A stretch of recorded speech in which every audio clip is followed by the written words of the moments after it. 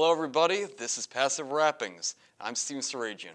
If you've never seen Passive Wrappings before, it's a show where I talk to visual artists and designers from the South Shore and Greater Boston area. And today, we have underwater nature photographer and television producer Bob Michelson. Bob, great to see you today. Nice to be here. So, you're an underwater nature photographer, correct? Yes. All right, so how did you start first in photography and then into this very specialized area that I don't think very many photographers are involved in? I got into scuba diving in 1979. I wanted to emulate and become the Jacques Cousteau of New England. Kind of corny, but that's what I wanted to be.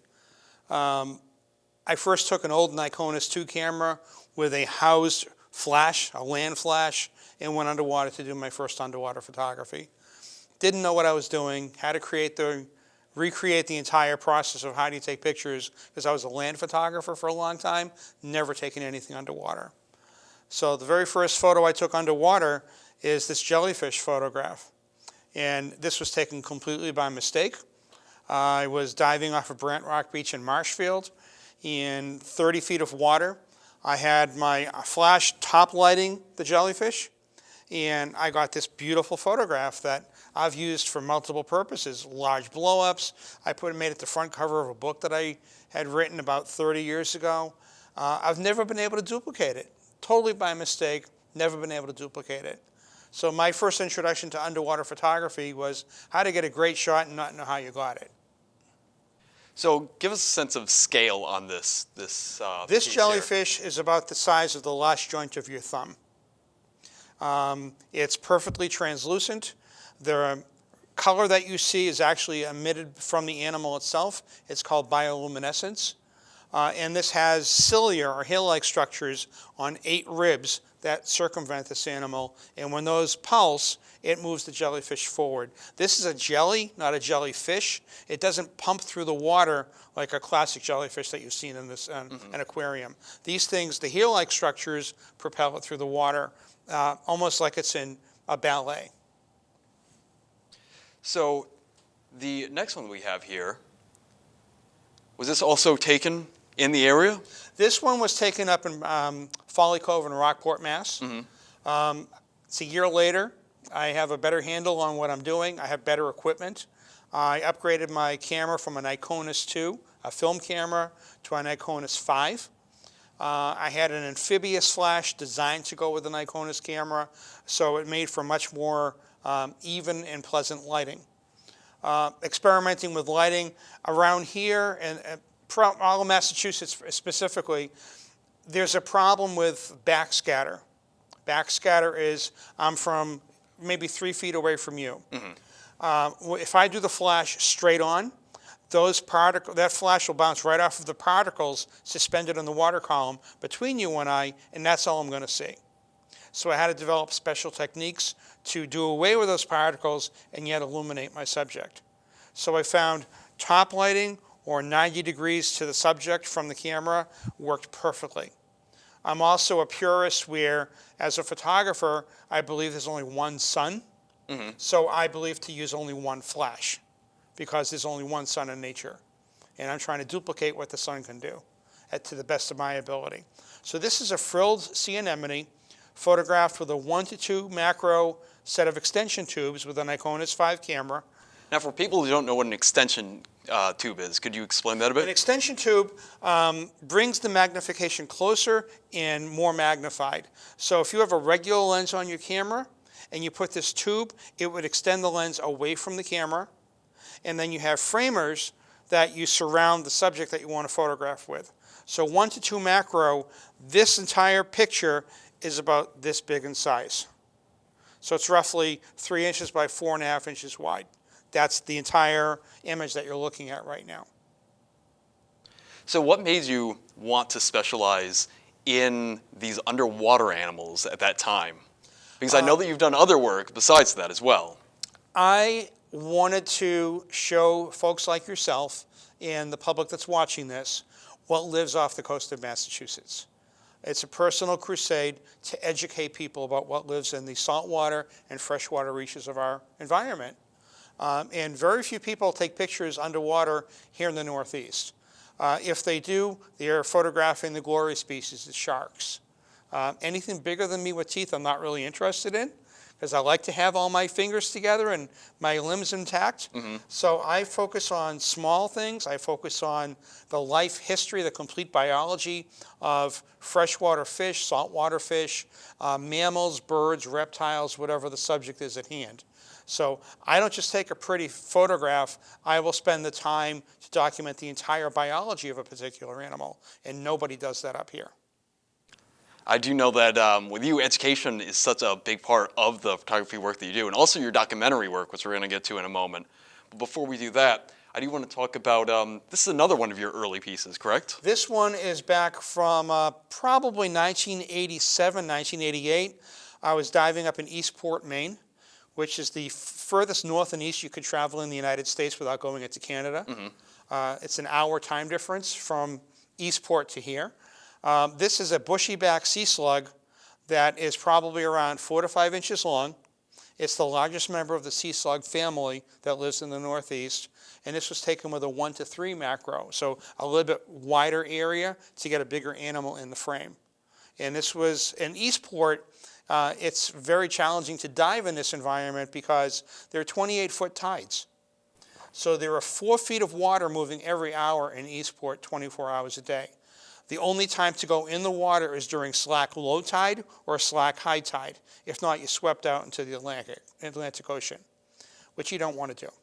So you have a 45-minute window at slack low tide, which is what we chose to do. So we were diving in 60 feet of water at the bottom of a pier that is in Eastport that's loaded with marine life. If we waited until high tide, we'd be diving in 100 feet of water, which would greatly reduce our bottom time. That's another story for another day. Physics. The deeper you go, the less time you have on the bottom. So if we stay at 60 feet, we have 40 minutes of bottom time. If we go down to 100 feet, we can only stay there safely for 25 minutes. So because you have to work in the environment, I imagine a lot of planning has to go into this. So what amount of time do you need beforehand to set up for a shoot like this? Almost all this is preparation. You have to prep your dive gear, plan your dive, and dive your plan. So if we say we're going to dive no deeper than 40 feet for 40 minutes, we strictly adhere to that plan. And I never dive by myself. I always have a buddy, not because I'm worried about what's going to happen to me. It's more, again, a purist when it comes to diving and safety, dive safety. And I always dive with a buddy because you just never know what's going to happen. I've more saved other people's lives than have saved me, but better to side on the air of caution. So at this point, I was also trained as a dive master. I'm working my way up the ranks of scuba instruction. Now I'm an instructor. I teach different levels of specialty diving, underwater photography, video, naturalist, fish identification, and vertebrate identification. Because I don't want to teach people how to dive. I learned by going through dive master training, I don't want to herd 12 people going in 12 different directions. That's not my idea of fun. I'd rather take you, once you have some diving experience, and teach you how to use a camera.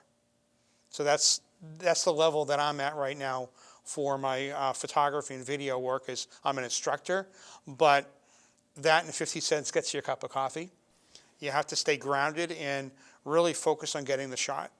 And once you get the money shot, you kind of go, yes. And it can take you hours, days, months, and years to do that. And we'll talk about that in a little bit. Are there any sort of environments that are more difficult to shoot in than others? Yes. We're blessed with extremely cold water 12 months out of the year. So I dive in a dry suit versus a wet suit.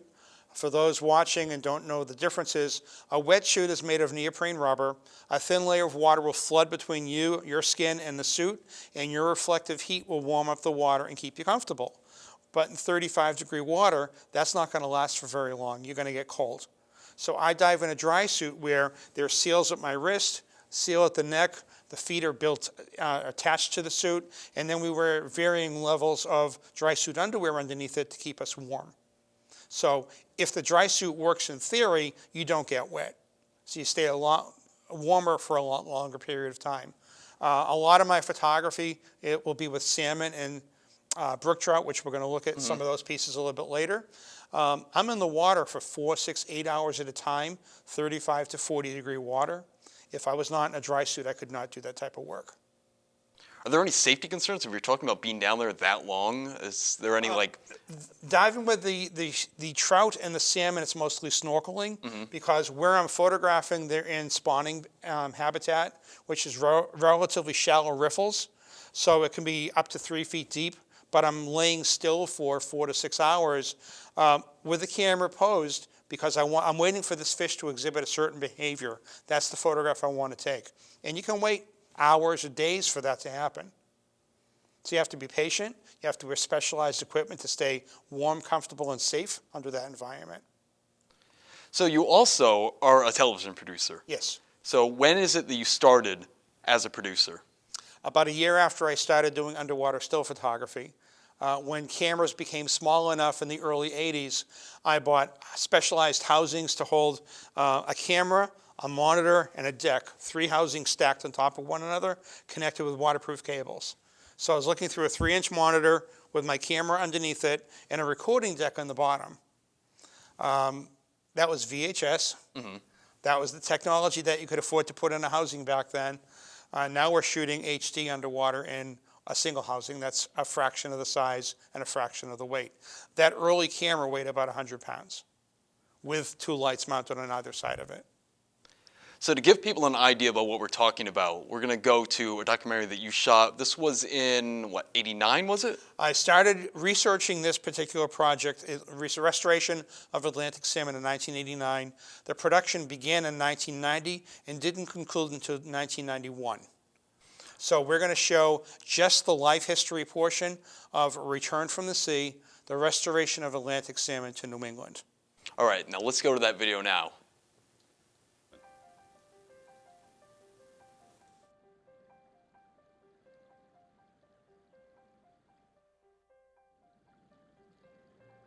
The Atlantic salmon is an anadromous fish, one which spends its adult life feeding in salt water, but returns to the freshwater stream of its birth to reproduce. It ranges from coastal New England through Labrador and Greenland to the coasts of Scandinavia and the British Isles. Let's talk about how this was actually shot. What period of time was this shot over? This was shot over a 3-year period. It took 150 hours of raw footage, 250 hours of editing to break it down to a 28-minute, 50-second video for PBS. This started because I was involved in a different program for a cable outlet back in the early to mid-'80s, and I was looking to do something on broadcast television. So I reached out to my friends at the National Marine Fisheries Service, who I've worked with the Atlantic Salmon Project, and they told me that, well, you can't dive with humpback whales, which is what I wanted to do, but you know there's Atlantic salmon being restored in New England. I said, no, I didn't know that. That sounds really cool. And the next thing out of their mouth was the biggest mistake they could have made was, well, you won't be able to film it because of where they're found. Well, the 2 things you have to tell Bob Michelson is, number 1, it hasn't been done before, and number 2, that I can't do it, because I'll find a way to prove you wrong. So this was a dare. This was a challenge they brought on to you. This was a challenge. It had 0 budget to start with. The first year I was filming it out of my business's pocket, just to prove a point that it could be done. And along the way I picked up some limited funding from some utilities up in New Hampshire. Then the federal government hopped on board and provided some money. They still said, well, you're still not going to be able to do this because of where the salmon are found. 3 years later, it debuted on WGBH TV Boston, Channel 2, PBS. It ended up being broadcast on PBS affiliate stations from the Canadian border down to New York City. We had a penetration of about 12 million households. The federal government then said, well, what's the next project you want to do and how can we help you? They never challenged me again as to you can't do it. A year later, it broadcast nationally on the Discovery Channel as part of Assignment Discovery. So that was really cool, being in 51 million homes. So is that project, did it allow you to produce other projects with those networks? I produced a series of 3 documentaries, all called Return from the Sea. The first one dealt with Atlantic salmon. The other one dealt with the restoration of American shad. The third one dealt with the restoration of striped bass, and all of which included the complete biology of those fish. So every program is produced segmented. So every section, the history section, the life history section, the current events section can all be played separately and make sense. Then they're edited together to make a comprehensive program. Since that time, the footage obtained for the documentary that the public is watching right now has been licensed all over the country, throughout Europe, up in Canada, and points beyond. I still retain ownership to the material. The biology hasn't changed to these animals, and when you take the frame of reference out, nobody knows this wasn't shot on the latest technology. When in fact, the first documentary on salmon was shot with a single chip high-8 camcorder, which was very low tech for the day. Now at that time, how did you edit this particular documentary that we're showing the viewers right now? The salmon documentary, we transferred everything up to Betacam, which is broadcast back then, and we edited in an offline. We made a rough cut. Excuse me. We edited a rough cut VHS deck to deck to get time code numbers. Time code numbers is embedded into the tape of the old tape cameras and the digital files for today's technology. So you get all those numbers, you line up all your tapes, then you sit in an edit suite where you're paying somebody $150 an hour to punch in the buttons to make your program come to life. So I go in there with a detailed shot list, an edit list, an EDL, edit decision list. I go in there with my tapes in order of how they should be inputted into the system, and we edited back then on 1-inch tape. We mastered it on 1-inch tape. Then for distribution, we bumped it down to Beta SP, Betacam SP, which at that day was the highest technology available. That was before anything digital came along. Now, has your workflow changed significantly since the digital has come in? If you made a mistake, And the non-linear way that you can edit now? If you made a mistake editing on tape, you had to go back and rebuild the entire process from scratch. Tedious and expensive.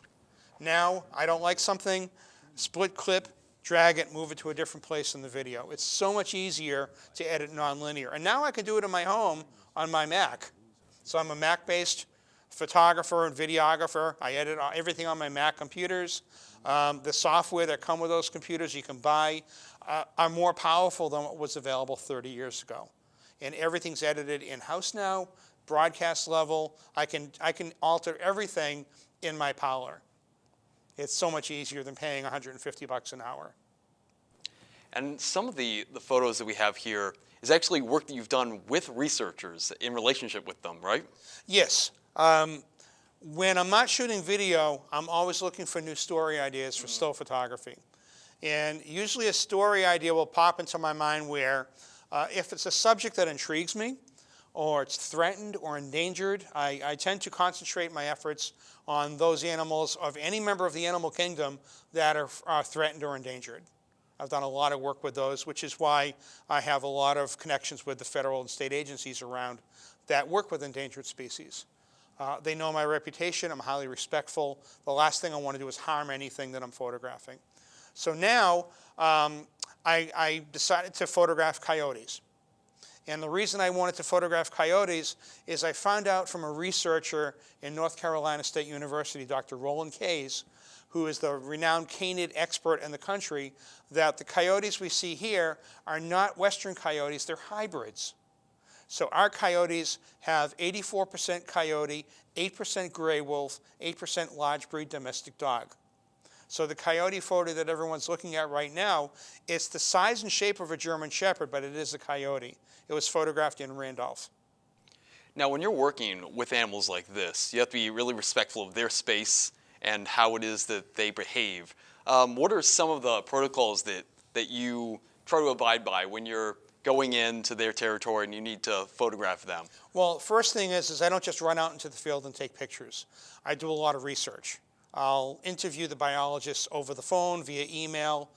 They send me published papers that they've had over the years to learn as much as I can about the biology and behaviors of a wild turkey, a coyote, a turtle for that matter, to photograph them naturally, and with the larger predators like the coyote, to know when I'm in their space, they're getting agitated, I need to think about retreating safely. So the last thing I want to do is hurt myself or hurt the animal. Right. So I do a lot of homework before I ever pick up a camera. You know, I think that's something that is a good to make a point of, where people, if they want to go out there and they want to do this kind of work themselves, that this is something that they have to take very seriously, because, you know, these are live animals that, you know, you're going to their environment, you're taking photos of them, you have to be careful about things like that, and you really have to respect that way that they're living. The other thing that people have to realize is, yes, they're wild wild animals. Yes. They're not tame. They're not used to us. You may see them in your backyard, but it doesn't mean it's a rover and you can go over and say hi and pet it. Like even this piece we have here with the turkeys, people see turkeys all the time, but they're still wild animals. They're wild animals, and we're starting to come into the mating season for wild turkeys. And males especially are very aggressive this time of year. They're trying to connect with females, and you better not stand in their way. How my stories begin is I'll do the research for a particular subject like coyotes or turkeys, and then I'll reach out to experts in the field. So with the coyote story, I worked with Dr. Roland Kays in North Carolina. He agreed to collaborate with me to write a story in Natural History magazine. I would then illustrate it with my photography. The turkey project, I just finished taking the last photos up in Bangor, Maine last week, photographing the research from the state of Maine and the University of Maine. So I now have the entire biology and all the entire research process in what they do in the field. I'm getting a really cool shot of a rocket-propelled net being shot at the split second it was fired over a flock of turkeys. Never thought I'd ever see that, but in 8-degree temperatures, we got the photo. Always get the shot. So even though you're also illustrating these stories, you retain all the rights to these photos, correct? I own the photography. I'll collaborate with an expert in the field. Like for the turkey project, I'm working with Dr. Eric Blomberg from University of Maine.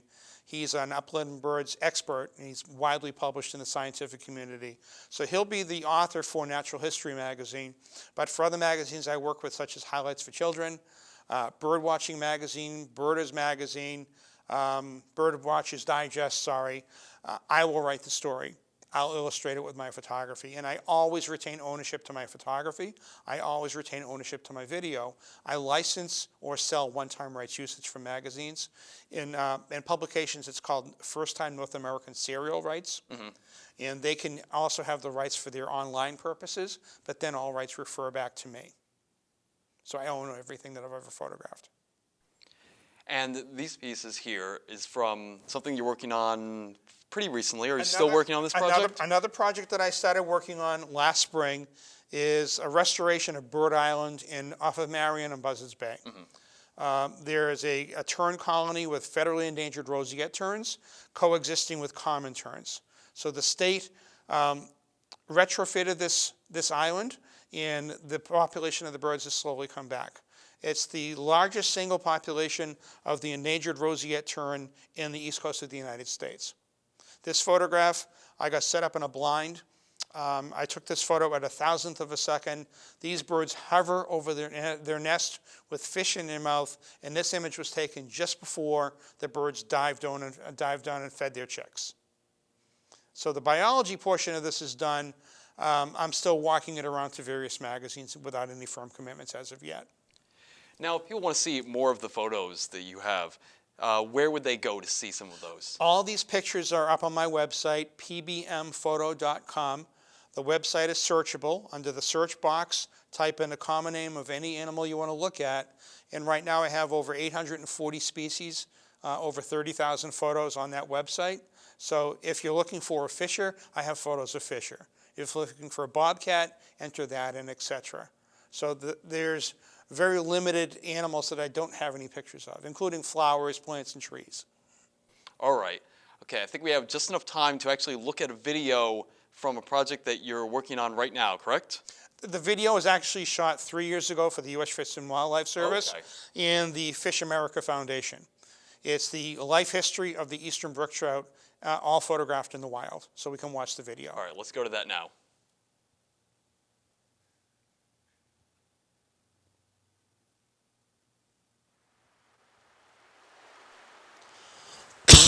Okay,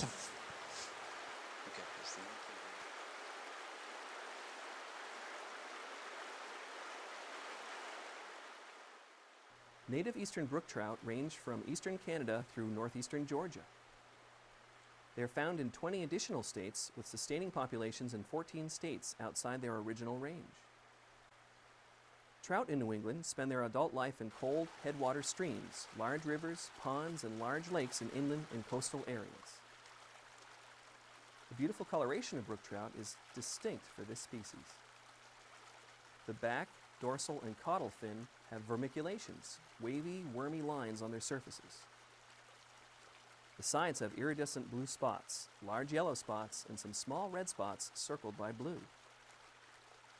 The front edge of each of the lower fins is set off by a white bar with a black stripe edging into the reddish-colored fin.